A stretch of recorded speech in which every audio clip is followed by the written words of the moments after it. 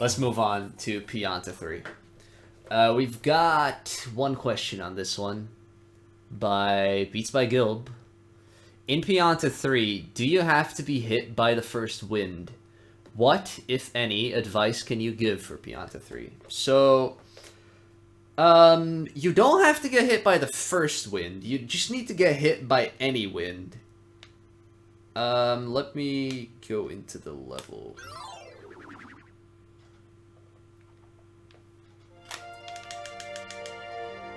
You just need to get hit by one of these wind spirits. Doesn't matter which one. Like here, I can miss the... Oh, well, that was the second one, but that doesn't really work. But yeah, like, it doesn't matter. If you miss all three of them, you can just go back, grab a new one, and get hit. You just wait.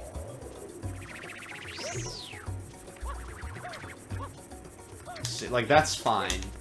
And then another thing... Let me get back over there. Another thing... You can also, like, hope that one of these blobs spawns in a good position so that he sees you and attacks you, but I don't think you should do that. So if you mess up, just go back here, grab another wind spirit, get all the time in the world, wait for him to hit you, and then you should do the thing. But yeah, so, as for advice for this level, honestly, if you have trouble with the normal version of the strat, do the easier version. So, okay, let me show this. If you get the first guy to hit you, then, you should always, get hit forward, which will make it a little easier. Yeah, that movement is pretty basic. Yeah, this guy will always hit you straight forward, so that gives you a little bit more time to get in the lava because you're closer. But yeah, if you're having trouble, if you're like dying on this or whatever, then I suggest just going to that mushroom, and I'll show you how to do that. And it's really easy. So, you just go here. Get hit, and then you jump, spin jump, and then you get on here. And then you can just do this. You buffer spin out of a jump, and you just go on the mushrooms like that. And that's like a super easy way to do the damage boost, and it loses a few seconds. But it's still way faster than any other strat. Like, I always see people suggesting the tree strat to beginners, and I'm like, nah, man. Just go on that mushroom. It's easy, I swear. Even if you have to go back for some wind, it doesn't matter. Just wait for it. With low jump, if you jump high, then you're kind of risking that you run out of invincibility. But yeah, low jump into spin jump. Then you just do spin jump dives here. You can even do a side flip dive, like that works. Personally, I don't trust side flips very much, but you do need a spin jump for this one, I'm pretty sure. Don't think you can make it with a side flip. Actually, maybe... Oh.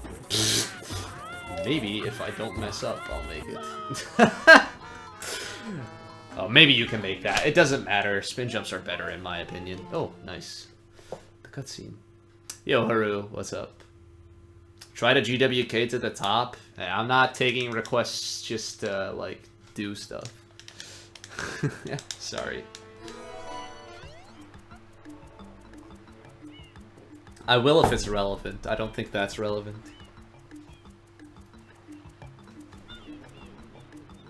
You can also go on top of the second mushroom. What do you mean? You have to go on top. Oh, you mean... Oh, I get it. Yeah, I get what you mean. Let me show that. Oh, fuck. Did that still work? Ah, no. That would have been annoying. I get what you mean, but I don't agree that it's easier, Busted.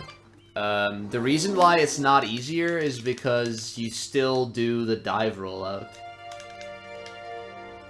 Like, if you can go on top of the mushroom, then you can also go on top of the railing. I mean, I guess it's an easier target to hit. But yeah, you can do this. That's what Busta means. I guess it's easier to hit this than to go on top of the little railing, but in my opinion, going on the railing isn't that hard. But yeah, that's just me. Your experience may differ, so it's good that you told me about that, Busta. That's also an option. If like you don't generally die on the start, but you have trouble with that fence. Sometimes you go too fast and fall to the lava on the crate. Yeah, I can imagine that, actually. I don't know, that's just a matter of, like, slowing down properly. I don't have any good advice for that. Like, yeah, that can happen as well. But yeah, like, you're... Really? Come on. Okay, like, you're doing a rollout here. Just hold back and you'll get a turnaround. I don't know. Just hold back, like, halfway through that rollout. And sometimes you'll get a ledge grab if you do that, but that's better than dying. Also, if you fall in the lava, you really shouldn't die. That's also a thing. But you can control... This is important. You can control Mario when he's in the goop. So, by pressing forward, you can make him go forward. And if you go neutral, he'll turn around, actually. So, every time he hits the lava, if you're not touching the control stick, he will turn around. Let me show that off. I'm gonna jump in the lava, and I won't touch the control stick. See, notice how he turns around every time? You can use that to your advantage. Because you can... Nice. You can press forward on the control stick to make him go forward in the direction that he's facing. So, say that you do this. You can now, see, like, you can turn around. See how I, like, initially I couldn't get on the box, but then I used the fact that I can turn around and then control my speed to get on the box anyway without dying. Dude, that's the thing that you can do, and it's, honestly, it's gonna be a hard thing to practice, but just whenever you end up in the goop in a run, you should try that. Just try and get a feel for it, and eventually you'll get pretty good at it, and it'll make it a lot easier to not die on that level.